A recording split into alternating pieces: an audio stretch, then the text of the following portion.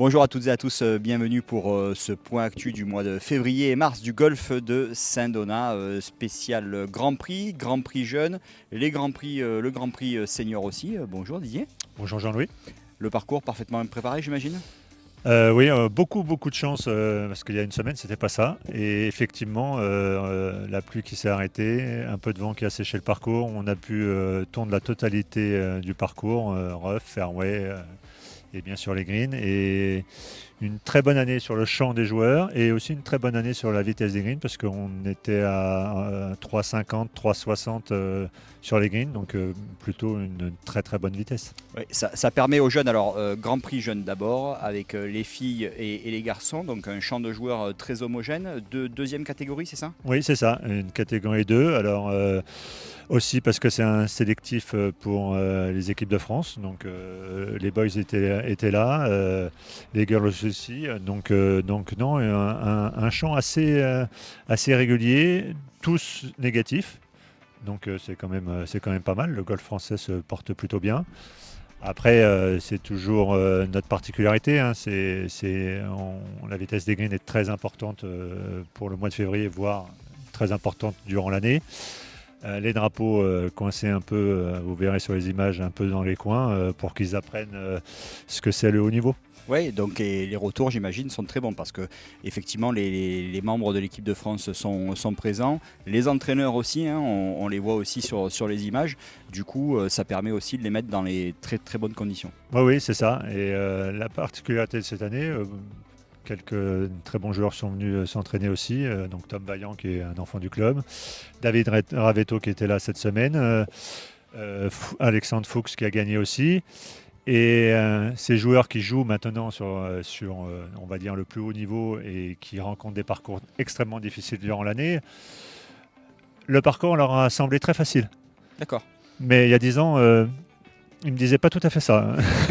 Donc c'est bien, c'est qu'ils s'aperçoivent que ce que je leur donnais il y a 10 ans leur a servi pour progresser et arriver au plus haut niveau européen. Ouais, donc c'est la base aussi pour ces jeunes hein, qui sont vraiment en apprentissage avec justement ce Grand Prix. Et vous découvrez aussi les images avec les vainqueurs chez les dames et chez les hommes et on les félicite Oui, aussi. bravo à eux. Voilà. Donc on enchaîne aussi avec le Grand Prix senior. Là aussi c'est une date qui est vraiment reconnue en début d'année.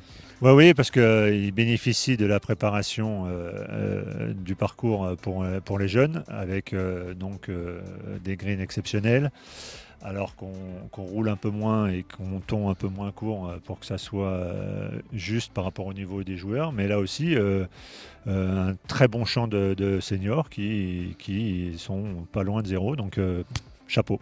Ouais, ça veut dire que le golf français progresse aussi. Oui, c'est ça. Voilà, donc c'est une très bonne chose. Et puis on le voit aussi avec les performances de Lionel Alexandre, notamment sur le Legend Tour. Hein, donc voilà, on le félicite Lionel. Et puis il y en a plein d'autres aussi qui performent. Qui était là mardi juste avant la compétition des jeunes, parce qu'il y avait une alliance PGA. Donc il est venu jouer et il nous a félicité pour les greens et il était très content de sa journée. Bon, parfait, on parlera justement de l'académie tout à l'heure. Mais avant ça, on va parler aussi, on l'a évoqué il y a à peu près un mois, l'arrivée de ces tondeuses électriques. Comment ça se passe, Didier ? Ça se passe plutôt bien. Moi, je trouve ça extraordinaire. Et puis pour les jardiniers qui sont dessus, ce silence de l'électrique, c'est incroyable. La tonte est super. Après, quand les machines sont neuves, la tonte est toujours très belle. Donc c'est peut-être grâce à ça aussi qu'on a atteint des vitesses de 3,50, 3,60. Les dernières années, on était plutôt à 3,20, 3,30. Donc merci aux machines. Donc si on peut faire un premier retour un peu bilan après 3 semaines, un mois d'utilisation, il n'y a pas vraiment de différence sur les tontes, voire même pas du tout. Pas du tout. Confort d'utilisation vraiment optimal pour les jardiniers. 100 fois mieux. Ok. Et aussi, je pense, une baisse des coûts, notamment par rapport à l'utilisation d'un gasoil ou autre. Normalement, à la fin de l'année, oui, on aura fait une économie substantielle de gasoil, parce que entre le gasoil et l'électricité, il faut mieux prendre l'électricité. Donc en se projetant avec les tondeuses autonomes que l'on a notamment aussi vu et filmé plusieurs reprises sur le parcours, notamment sur le compact, je crois qu'il y en a aussi qui arrivent aussi sur le 18. Le prochain investissement, ça sera ça. On va essayer de faire les fairway et les pré-rough avec des tondeuses autonomes. D'accord. C'est Donc notre projet. l'électrique, que ce soit sur les greens ou sur les tondeuses autonomes, sur le parcours 18 trous et le compact, là aussi c'est un vrai avantage, une vraie plus-value pour vous. Oui, parce qu'on s'aperçoit qu'elles sortent plus souvent. Donc les jours de mauvais temps, les jours où c'est très humide, elles sortent quand même, elles tondent. Et le gazon, plus vous le tondez souvent, mieux il est, plus il est épais, plus il se densifie. Donc pour la qualité de jeu, ça change la donne. Oui, et il est aussi de plus en plus résistant pour justement les maladies ou C'est autres, ça. et donc plus résistant aussi par rapport à des réductions d'arrosage. C'est ça.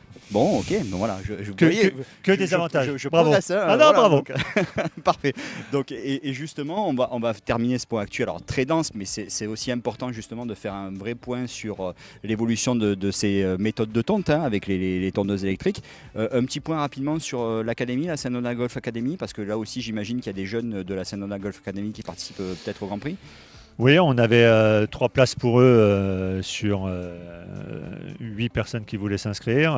Les 3 qui sont passés, 2 malheureusement n'ont pas passé le cut, mais qui n'étaient pas très loin. Donc bravo à eux. Et Enzo Botero qui est passé le cut. Donc très bien.